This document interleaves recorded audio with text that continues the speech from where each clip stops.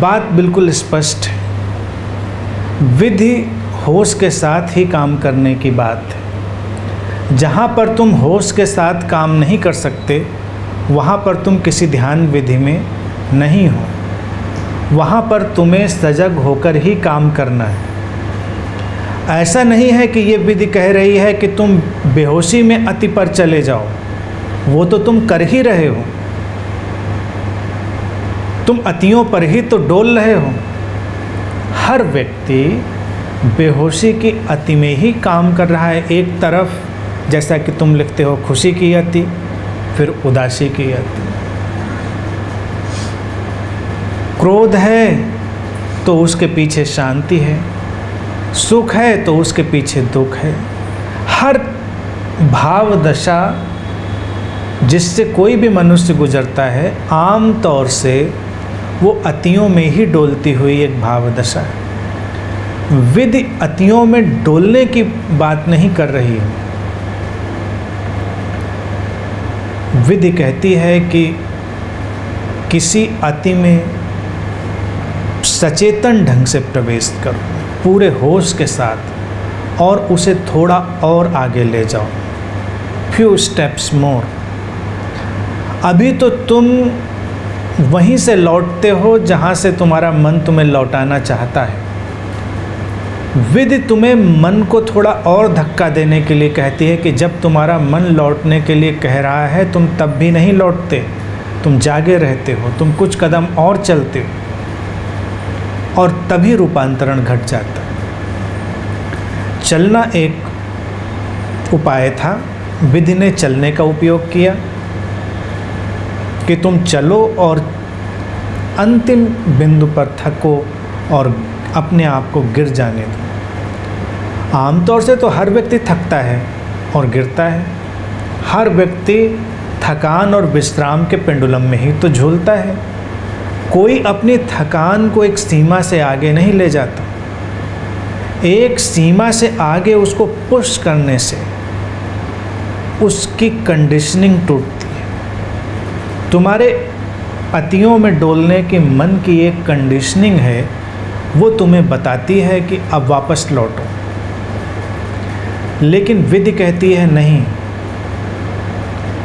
अपने मन के अनुसार वापस मत लौटो, कुछ और प्रयास करो। जब तुम्हें लगता है तुम्हारे अंदर से ऊर्जा नहीं रही है, तब भी तुम उस ऊर्जा को बाहर निकालने की कोशिश करो, और अचानक तुम देखोगे कि ऊर्जा के नए तल टूटते हैं। तुम किसी भाव दशा की अति में जाते हो तो तुम देखते हो कि उसमें कुछ नए परिणाम आते हैं। तुम कहते हो कि क्रोध की अगर अति में कोई व्यक्ति जाए इस विधि को सुनकर तो वो हत्या कर सकता है या आत्महत्या कर सकता है। वो अति नहीं है, वो क्रोध के माध्यम से की गई प्रतिक्रिया मात्र है। क्रोध की अति में जाना है, क्रोध की ऊर्जा में प्रवेश कर जाना और अपने क्रोध की आग को, उस फायर को एक्सप्लोर करते चले जाना, उसको ढूंढते चले जाना कि वो तुम्हें कहाँ तक ले जाती है। ये किसी दूसरे के ऊपर अभिव्यक्त करने की बात नहीं है, क्योंकि जब तुम करते हो तो तुम उसको बंद कर देना चाह रहे हो। जैसे तुम किसी की हत्या करना चाह रहे हो तो तुम इस चैप्टर को बंद करना चाह रहे हो, यही तो कहते हो इस किस्से को ख़त्म करते हैं। या तुम आत्महत्या करना चाहते हो तब भी तुम्हें लगता है इस किस्से को ख़त्म करते हैं, लेकिन विधि में तुम किस्से को थोड़ा और आगे ले जाते हैं, कुछ अज्ञात के आयाम में, कुछ अननोन डायमेंशन में, तब कोई नया किस्सा भी प्रारंभ होता है। हर एक किस्से के समापन पर एक नया किस्सा शुरू होता है। यही तो ज़िंदगी है, यही ज़िंदगी है। हर चीज़ के समाप्त होने के बाद कुछ नया शुरू हो जाता है। तो क्रोध में अगर तुम आ गए हो, आवेश में आ गए हो और तुम इस विधि का उपयोग करना चाहते हो तो होशपूर्ण हो जाओ। मुश्किल होगा, उसके लिए तुम्हें पहले से साधना करनी पड़ेगी। चलना और चलने की विधि में जो बातें हैं वो आसान हैं, क्योंकि चलना तुम्हें किसी खास उत्तेजना में नहीं ले जा रहा है। लेकिन अगर तुम क्रोध के साथ इसका प्रयोग करना चाहते हो तो तुम्हें क्रोध के पहले के बहुत सारे शेड्स में, बहुत सारे क्रोध के ढंगों में सजग होना पड़ेगा। जब तुम मामूली से क्रोध में हो, जब तुम मामूली से झुंझलाहट में हो और तुम जाग जाते हो, क्योंकि जब तेज क्रोध तुम्हें पकड़ेगा तो उस समय जागना मुश्किल होगा, उस समय तुम जाग नहीं पाओगे और तुम आवेश में अपने कंडीशन माइंड के हिसाब से ही प्रतिक्रिया करोगे। लेकिन अगर तुम धीरे धीरे प्रयोग करते रहे हो, छोटी छोटी तरंगों के साथ तुम अपने होश को साधते रहे हो, तो कभी ज़्यादा क्रोध भी आएगा और तुम जागे रहोगे। क्रोध ने तुमको पकड़ लिया होगा लेकिन फिर भी तुम जागे रहोगे और तब तुम क्रोध के किसी नए डायमेंशन का, किसी नए आयाम का स्पर्श करोगे। वो तुम्हें रूपांतरित करेगा, वो तुम्हें बदलेगा और हमेशा के लिए बदलेगा। ऐसा नहीं कि क्षणिक रूप से बदलेगा, वो तुम्हें हमेशा के लिए बदल डालेगा।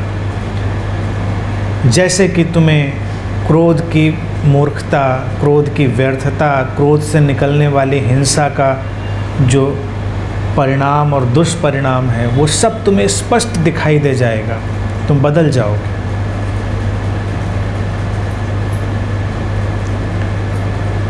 कहते हैं seeing is the only doing.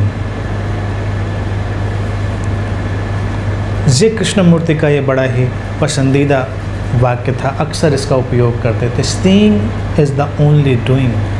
किसी भी चीज़ को सचमुच में देख लेना ही कुछ करना है, अर्थात उसे बदलना है।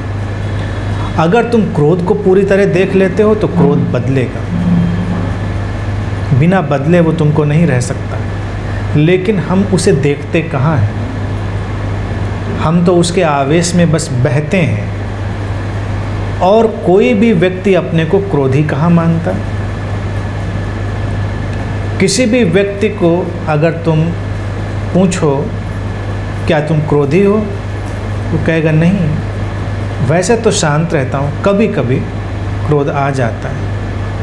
हो सकता है 24 घंटे में वो 2400 बार क्रोध करता हो, लेकिन फिर भी वो अपने को क्रोधी नहीं मानेगा। कहेगा नहीं, शांत रहते हैं, परिस्थितियाँ ऐसी हैं कि क्रोध में हमको धक्का दे देती हैं। उनके जो प्रियजन हैं, घर वाले, वो भी कहेंगे नहीं, वैसे दिल का बहुत अच्छा है व्यक्ति, बस थोड़ा थोड़ा क्रोध कर लेता है। तो अक्सर जब लोग कहते हैं दिल का बहुत अच्छा है, तो मुझे लगता है दिमाग का फिर क्या है? दिल दिमाग दोनों से अच्छा होना चाहिए। हम वास्तविकता को देखते कहाँ हैं? अगर क्रोध है तो ठीक है, क्रोध है, इस स्वीकार के साथ ही रूपांतरण हो जाता है। एक प्रसिद्ध संत हुए थे महाराष्ट्र में, एकनाथ। कहते हैं कि एकनाथ के पास एक बार एक चोर व्यक्ति गया, चोरी करता था, परेशान रहा होगा अपनी चोरी से। तो उसने कहा कि मैं इस ज़िंदगी से तंग आ गया हूँ, कुछ उपाय बताएं मुझे। एकनाथ ने कहा कि चोरी छोड़ सकते हो क्या? उसने कहा नहीं, ये बात मत कहिएगा, बहुत लोगों ने मुझसे कहा है और मैं बहुत कोशिश कर चुका हूँ, मैं नहीं छोड़ सकता। चोरी करते हुए कोई उपाय मुझे बताएं। एकनाथ ने कहा बड़ा साधारण है, चोरी करो और करने के बाद संबंधित लोगों को बता दो कि तुमने चोरी करी है। तुम इसी को साधना अपनी बना लो, चोरी करो और कभी उसको छुपाओ नहीं। तुम कहो कि हाँ मैं चोर हूँ, मैं चोरी करता हूँ, और जहाँ करी है वहाँ बता दो मैंने चोरी करी।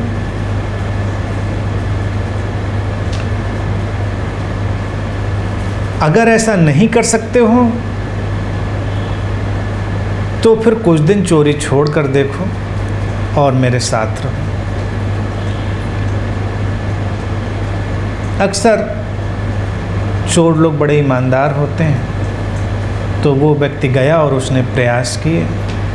स्वाभाविक रूप से बड़ा कठिन प्रयास था, संभव नहीं था और उससे नहीं हो सका। उसने कहा कि ये बात तो बड़ी मुश्किल वाली थी, लेकिन पहली बार मुझे दिखाई दिया कि चोरी करना और अपने को चोर मानना, उसको स्वीकार करना बेहद कठिन। मैं ज़िंदगी भर से चोरी कर रहा था, लेकिन मैंने कभी अपने को चोर नहीं माना।